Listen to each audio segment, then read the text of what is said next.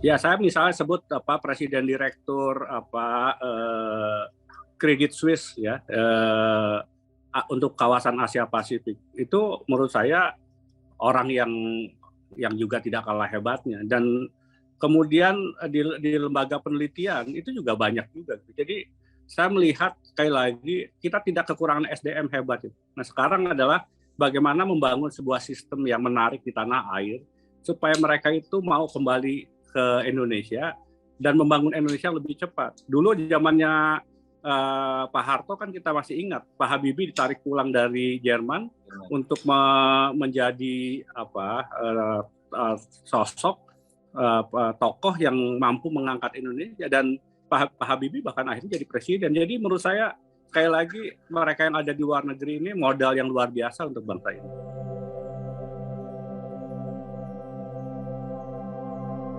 Betul, jadi sistemnya harus dibangun supaya menarik sehingga kemudian orang. Jadi kita harus membangun orang itu dihargai bukan karena dia anak siapa atau kemudian keturunan siapa. Orang itu harus dihargai berdasarkan karyanya, karena kemampuannya gitu. Jadi kalau kita mampu membangun merit system, maka Indonesia akan jauh lebih cepat. Jadi kenapa kemudian tahun 1998 kita sepakat untuk menghapus KKN?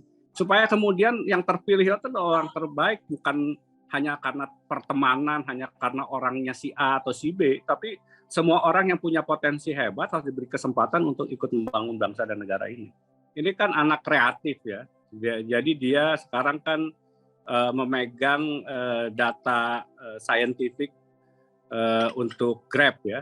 Jadi ya di Indonesia disiapkan misalnya di Kementerian Kominfo ya kan, atau Kementerian Ekonomi Kreatif, dikasih tempat bagi mereka itu. Jadi orang-orang hebat itu ya kan harus dikumpulkan menjadi satu. Kita harus membangun namanya Silicon Valley misalnya, ya kan, di satu tempat yang semua fasilitasnya disediakan. Tapi jangan lupa ruang untuk mereka bereksperimen itu harus disediakan juga anggarannya. Jadi anggaran penelitian itu juga harus disiapkan mencukupi. Kalau tidak mencukupi ya mereka tidak bisa melakukan eksperimen. Semua itu kan berawal dari ide. Ide itu kan harus dituangkan ke dalam karya. Karya itu harus bisa berhasil, bisa tidak berhasil. Jangan karena kemudian sekali membuat eksperimen, kemudian gagal, kemudian kita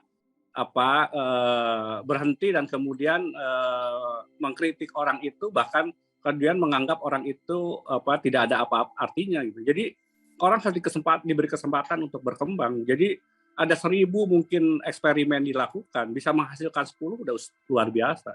Jadi Amerika bisa melakukan seperti itu karena mereka mempunyai lingkungan yang memungkinkan orang-orang kreatif itu berkembang yang luar biasa. Nah, ini tantangan kita. Kita dulu pernah ada di Bandung mau membuat semacam Silicon Valley, kemudian di Bali mau buat Silicon Valley. Nah, ini kelanjutannya kemana? Kan berhenti. Nah, ini yang kita harus konsisten membangun.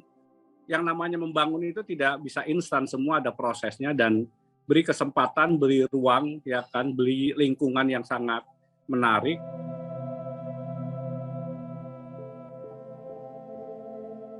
Saya kira Ainun Najib orang yang mudah dihubungi ya, jadi dan orangnya sangat terbuka ya, pikirannya menurut saya jauh ke depan, orangnya tidak berpikiran sempit gitu ya. Jadi menurut saya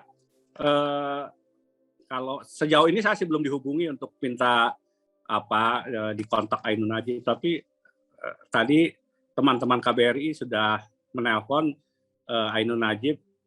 Dia hanya mengatakan, iya kaget kok Presiden sampai menyebut nama saya gitu. Tapi belum dihubungi juga. Jadi Ainun Najib seorangnya oke ya. Jadi sekali lagi menurut saya inilah sosok orang Indonesia ya kan, yang punya agamanya baik, tapi wawasannya modern, pikirannya luas, kemudian tidak partisan. Ini yang saya kira kita butuhkan sosok seperti ini. Kalau Pak Habibie selalu mengatakan imtak dan teknologi. Jadi iman, takwa, tetapi juga menguasai teknologi. Nah, ini sosok seperti ini yang kita butuhkan. Menurut saya sekali lagi Indonesia itu butuh butuh orang-orang yang punya ide yang cemerlang, ide yang genuine, orang yang kreatif, dan kalau mereka pasti ingin dan siap untuk membangun negara. Tetapi sekali lagi, mari kita siapkan ladang yang tadi diistilahkan di ladang yang baik gitu, supaya kemudian bibit itu tumbuhnya menjadi, ini kan bibit ya, ini kan bibit-bibit hebat gitu. Tapi kalau ditaruh di ladang yang tandus ya tetap akan kering kerontang juga. Tetapi kalau dia ditempatkan di ladang yang memang subur, ya kan cuacanya baik, kemudian suhunya baik, itu pasti akan tumbuh optimal dan kemudian akan menghasilkan sesuatu yang baik. Ini yang sekali lagi perumpamaan ini yang saya setuju. Mari kita ciptakan ladang yang memungkinkan bagi diaspora Indonesia itu untuk bisa kembali ke tanah air dan berkarya untuk negeri.